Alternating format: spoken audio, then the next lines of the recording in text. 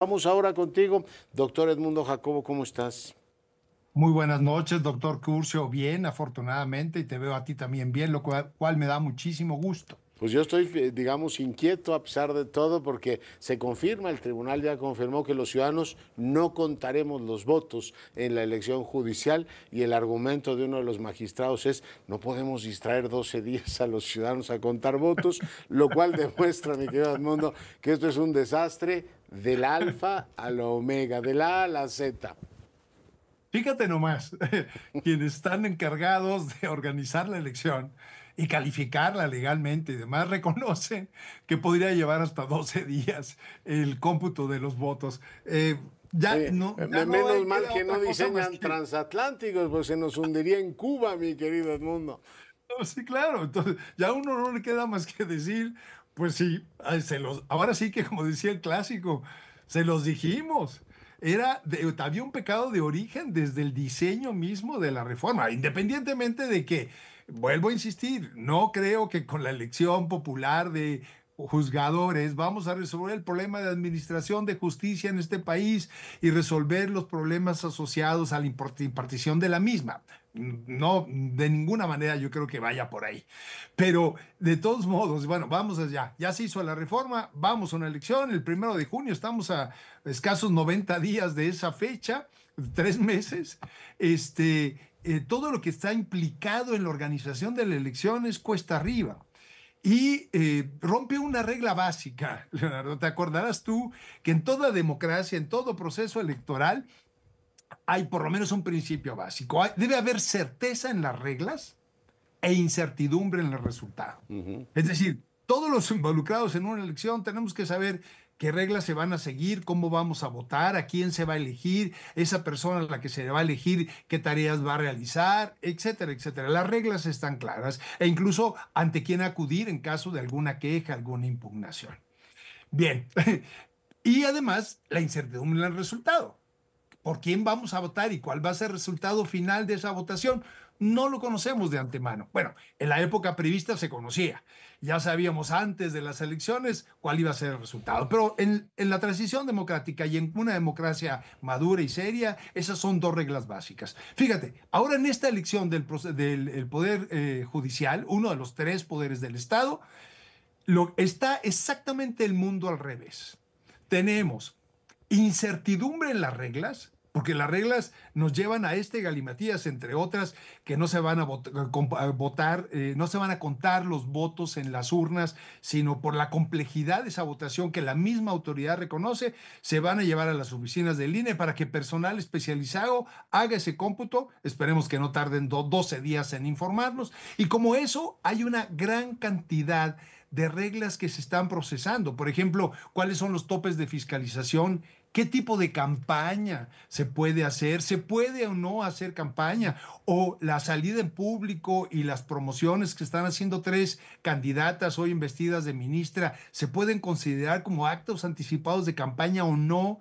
En fin, hay muchísimas cosas elementales de las reglas. ¿Pues ¿Por deberían quién? pedir licencia o qué? Digo, pues estás de ministra o estás de candidata, pero no se puede estar las dos cosas, ¿no? Yo diría por lo menos, ¿no? Pedir una licencia de manera tal que vayamos a una contienda equitativa, que es una otra de las reglas básicas. El resto de los que se han apuntado para ministros de la Corte, evidentemente no tienen las mismas condiciones de competencia que tienen estas tres ministras que de hace tiempo ya iniciaron un proceso de exhibición pública que se puede calificar como campaña y lo están haciendo antes de que se dé el banderazo de salida de la misma. Pero por otro lado, yo creo que ya podemos saber cuál va a ser el resultado. El resultado va a ser uno, muy baja participación porque es difícil entender a qué vamos. Si de por sí ya las tendencias de participación han venido cayendo en los últimos años en las elecciones en este país, pues ahora con mayor razón cuando uno no entiende de qué se trata. Pero también quien va a acudir a la urna no va a tardar 12 horas, o perdón, 12 días en emitir su voto, pero sí va a tardar mucho más tiempo Mm. del que normalmente tardamos ante la mampara. Y se ha hablado hasta de 10, 12 minutos. Entonces va a ir gente que a lo mejor ya va a tener prellenada un acta para poder marcar ahí los números de las personas que en la amarilla vota el 60. Pero a ver, te detengo ahí un momentito en el tema de la participación. Por ejemplo, en las consultas estas, ¿te acuerdas aquella del juicio, si enjuiciaban o no a los expresidentes? Según ellos estaban inaugurando la democracia participativa, participó el 7%. En la kermés que se organizó el expresidente para que lo ratificaran, participó el 17%, ¿no? 18%. Tú tendrás las cifras que estabas efectivamente en la autoridad. Ahora, pues, ¿con cuánto esperaríamos que fuese medianamente creíble en este caso, en este proceso electoral, doctor? Pues yo creo que no va a rebasar el 20%, Leonel. La verdad es muy difícil pensar que siendo auténtica la participación ciudadana realcance una participación arriba del 20%. O sea, más que la kermés de López Obrador. ¿Sí?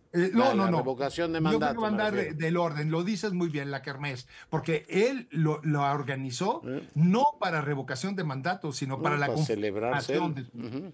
Sí, exactamente. Y además por todo el peso y la popularidad que el expresidente tenía, no logró obtener más que el 17% de participación ciudadana, moviendo a su partido y a un aparato de Estado, de gobierno muy importante para llevar a la gente a las urnas en una votación muy sencilla, que era prácticamente un sí o no.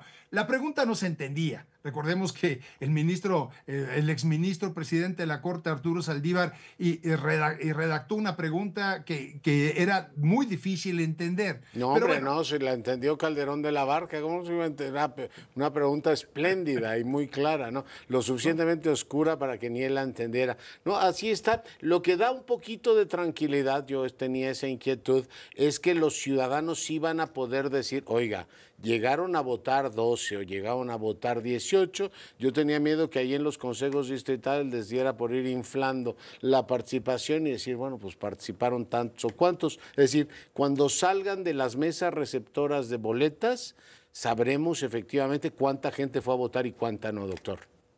por lo menos ese dato debería ser un dato, y que tocas un punto bien importante para alcanzar cierta, por lo menos, credibilidad en el proceso. El INE debería informarnos tal vez esa misma noche el nivel de participación. Sí. Les va a llevar tiempo después darnos a conocer los resultados por la complejidad que tiene esto. 12 días, mi querido amigo. Oye, lo que queda claro es que nosotros ya no tenemos más tiempo. Te mando 1000 abrazos. Otro para ti, muy buenas noches. Nos gracias. vemos la semana